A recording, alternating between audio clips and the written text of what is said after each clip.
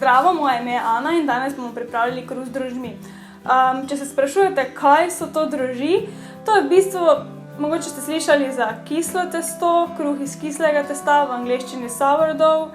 No, to je to, kaj bomo pripravljali. V bistvu je to domač kvas, ki ga pripravimo s fermentacijo moke in vode. Ta kruh je dosti lažje prebavljiv, je bolj zdrav posledično in pa tudi po mojem mnenju boljšega okusa.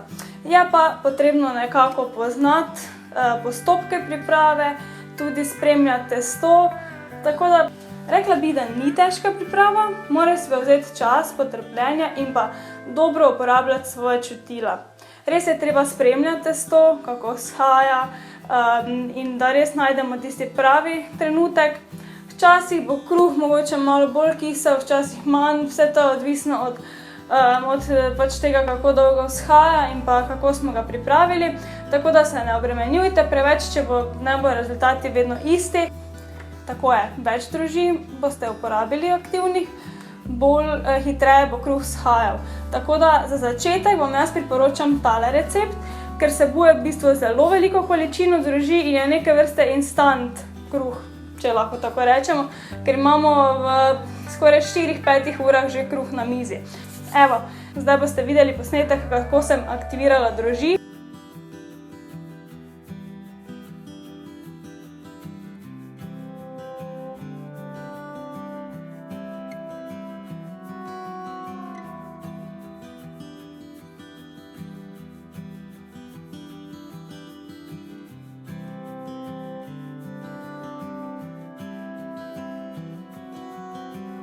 Najprej si pripravite drožji po tistem postopku, ko sem vam ga napisala spodaj. Zato potrebujete običajno 3 do 4 dni.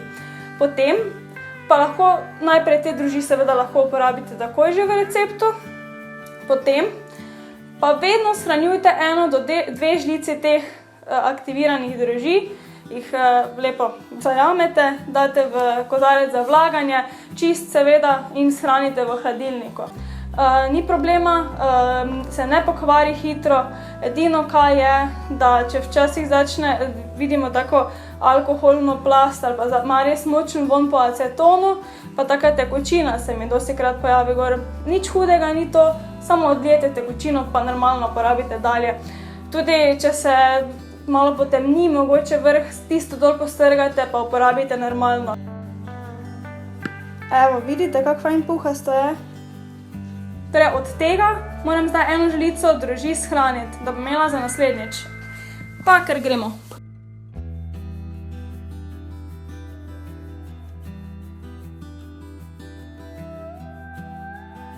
Pa še to drožji, več ko jih uporabljamo, dalj časa jih imamo, boljše so.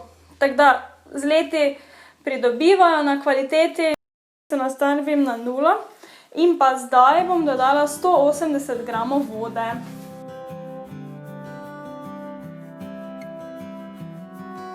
In pa damo to najprej zmešati. Gledamo, da se drožji lepo raztopijo v vodi. Lahko tudi s prsti mešate. Zdaj pa rabim 350 gramov moke. Če želite polnozrnati kruh, lahko date 250 gramov polnozrnate moke, pa 100 gramov bele, lahko date tudi samo polnozrnato moko, lahko date namesto pšenične pirino moko, koliko smo rekli? 350 gramov bom dala bele pšenične, prej sem pa dala polnozrnato.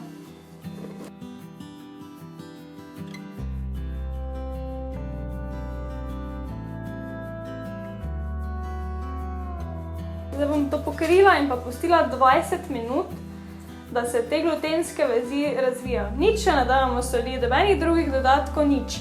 Temu se reče avtoliza. In ta proces v bistvu omogoča ravno, da se potem vse skupaj pravilno vzhaja. Jaz sem to fajn posodno, ki jo vedno uporabljam za peko kruha, ker ima pokrov. Drugače lahko pokrijete s foljo ali pa s krpo, po želji. 10 gramov vode, pa 9 gramov soli. To sta bili 2 žličke soli. Zmešam skupaj. Evo, tečaj bom to zmešala skupaj, zakaj? Da se lepo sol raztopi.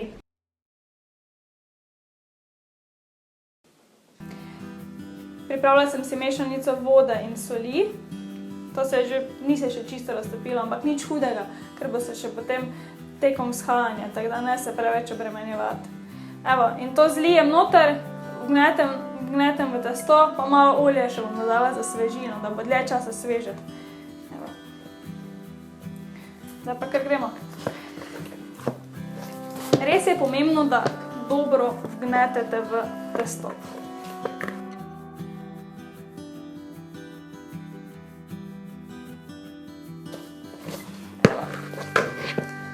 Če se vam lepi preveč, si malo zmočite roke, pa naoljite tudi ni. Testo postaja elastično, bo pa še bolj postalo čez čas. To testo je zdaj pripravljeno na prvo vzhajanje, kar bo trajalo približno 1 uro. Odvisno od temperature prostora, ampak jaz mislim, da glede na to, da je danes toplo, bo 1 uro čisto dovolj. Vmes lahko malo delamo take prepogibe, kar bo okrepilo glutenske vezi, vam bom pokazala. Primeš, pa raztegneš. Evo, vidite, kako se fajn raztegne? Pa daš čez. Tak.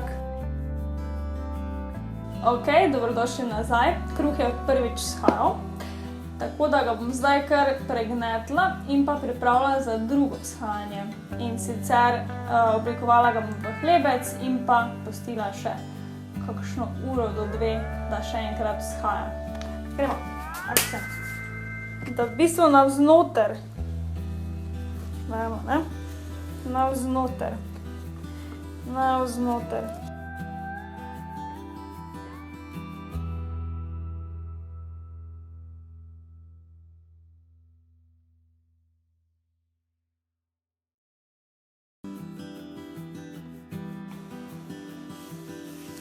Če imate doma kako vzhajalno košarico, super za vas, dobro pomokajte, lahko date krpo noter, fajn pomokajte, pa potem pokrijete, odlično, če imate to, jaz nimam, zato se pač znajdem kar s to isto skledo.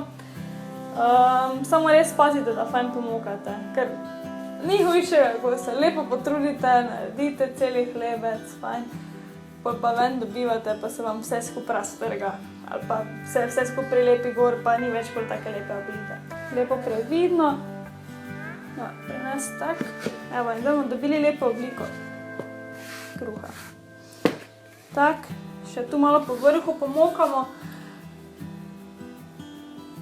Zdaj prej, pri prvem vzhajanju smo iskali, da se nekje za 50% poveča velikost kruha. Zdaj pa se mora skoraj podvojiti, ja? Se bom vam pokazala, kak je mora biti na otip.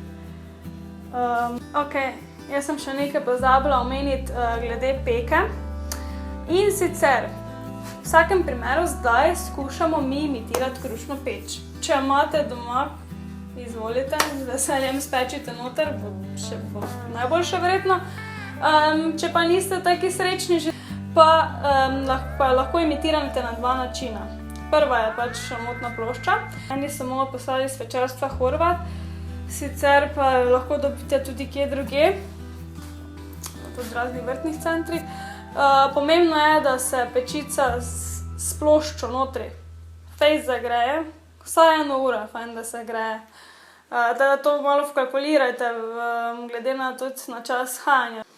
Če boste pekli šamotno ploščo, torej dajte šamotno ploščo noter, pa spodaj ali pa na vrh, odvisno kam jo boste dali, date še neko posodo z vodo, ker bo ta voda lepo ustvarjala vlago in bo to zagotavljalo kot prvo malo počasnejšo peko, da se ne takoj škorica speče in je potem trdo.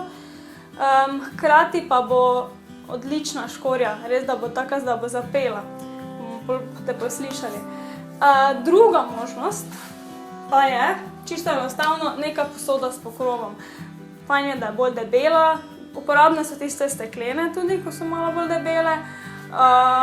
Idealna je litoželezna, če imate tisto, ko ima tudi pokrov preko, tista bo čudovita.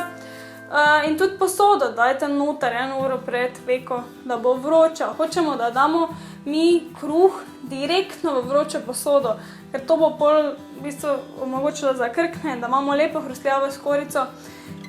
In pa, če pečemo s posodo, moramo prve pol ure peči s pokrito. Potem odkrijemo in pa še pustimo, da se lepo zapeče. Ja?